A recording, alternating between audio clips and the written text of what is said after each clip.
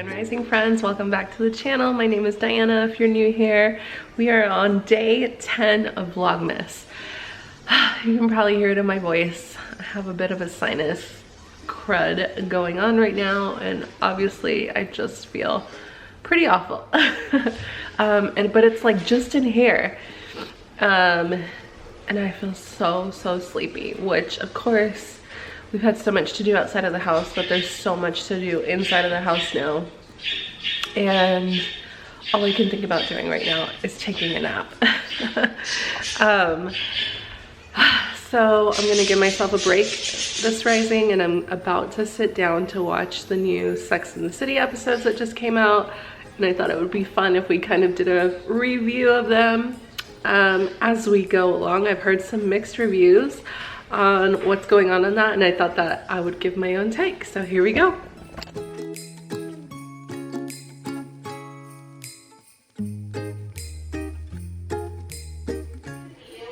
Who asks somebody they just met to dip into their food though? I would never. Oh, this is so awkward.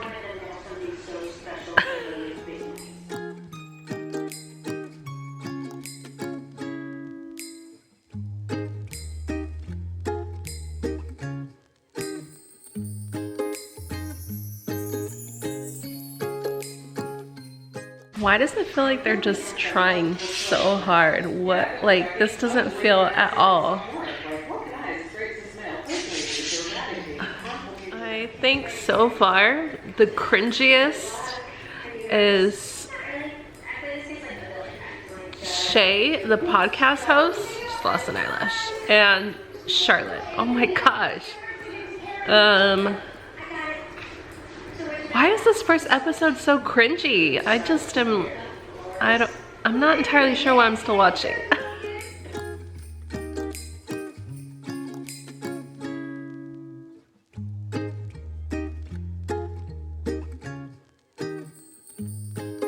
Okay, so I would like to note that I didn't cry because of the show itself. It's that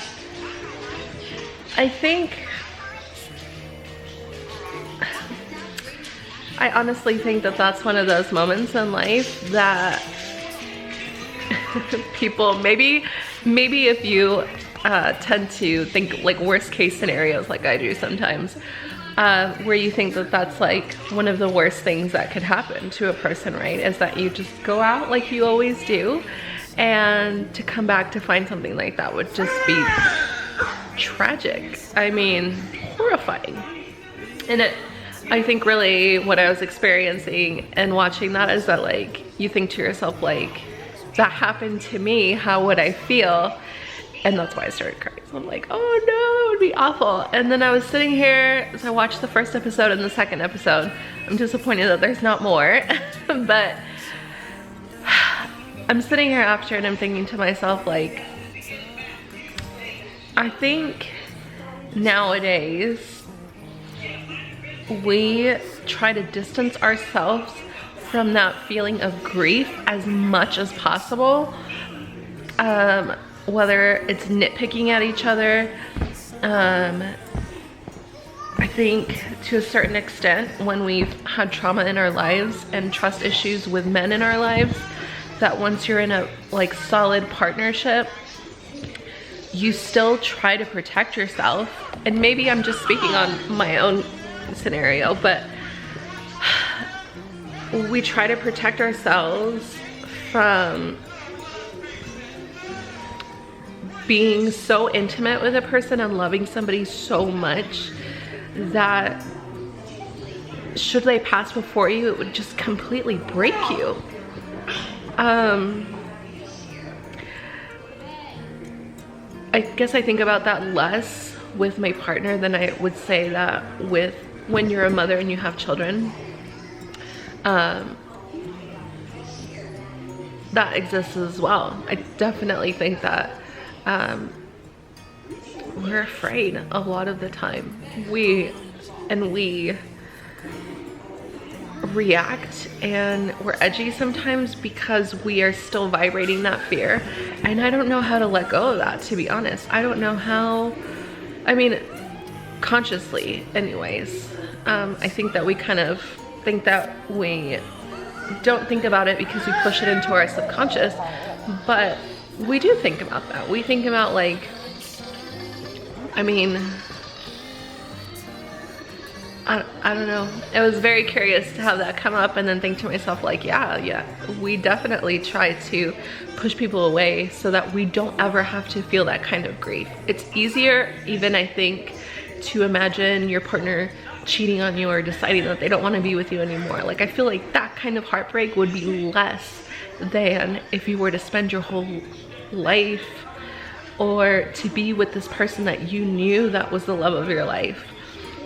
To be with them and for them to pass away before you. That sucks. And then especially in this scenario where they didn't want children, like it was just them two. So I'm like, oh, that's so sad.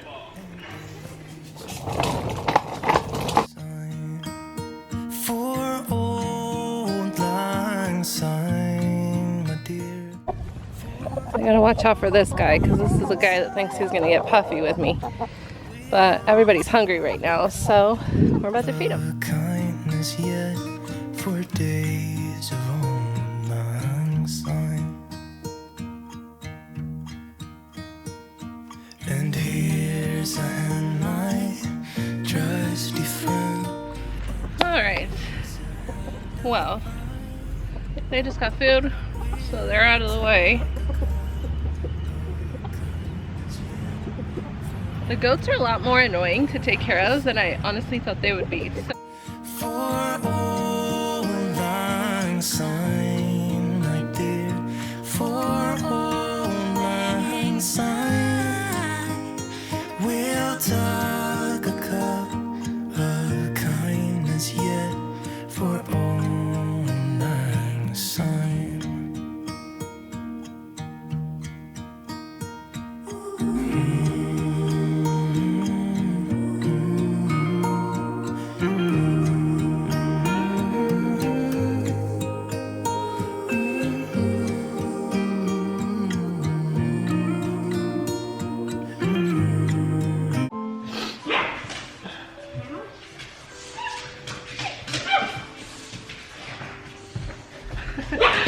I feel so much pressure in here, but thankfully I've got a little bit of energy right now. So what I'm gonna do is continue to, so far what I've noticed about myself this week through being this, like, I feel like it's a spiritual flu, to be honest, because I went through such an upgrade last week that this week is like a physical purging.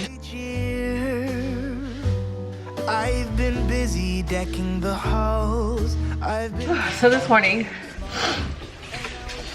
I was sitting on the couch and I'm thinking to myself, like, this is just me kicking it, like, in my shadow self right now, because, like, that's kind of how I used to live my life before I got married again and got pregnant with Vivian. Like, there was this time period in which I really didn't have anything to do. I wasn't working anymore. I had just been retired. So I was still living in Louisiana and I didn't have really, like, any friends that I could hang out with during the time. 1 second, okay? And I would just spend my whole day eating, like, junk food and watching TV. Like, I think Netflix was, like, relatively new back then. It was before they even started to ask you, like, the reminder of, are you still there? No! Don't do that because the pill will get wet. And you know what? It actually felt pretty good to spend time in that space today and not judge myself for it. I let myself watch TV today and I enjoyed that. I enjoyed being able to just let my kids hang out on their devices and I didn't guilt myself for it. And that's, like, honestly a big moment for me because I was not feeling well and I resorted to the best thing that I had available to me at the time. That would kind of keep everybody, like, individually happy and make sure that they ate. Like, everybody's needs were met, including my own. And sure, maybe it doesn't look exactly like what my ideal perfect vision of that should be, but it's just me, and I was good with it. And so I felt like today, even though I'm not feeling very well, like I still made big progress, and I'm learning to allow myself to celebrate those kind of moments, even where before I would have just like rammed myself in my mind for anything, really. Let's sing a carol and we'll bring it.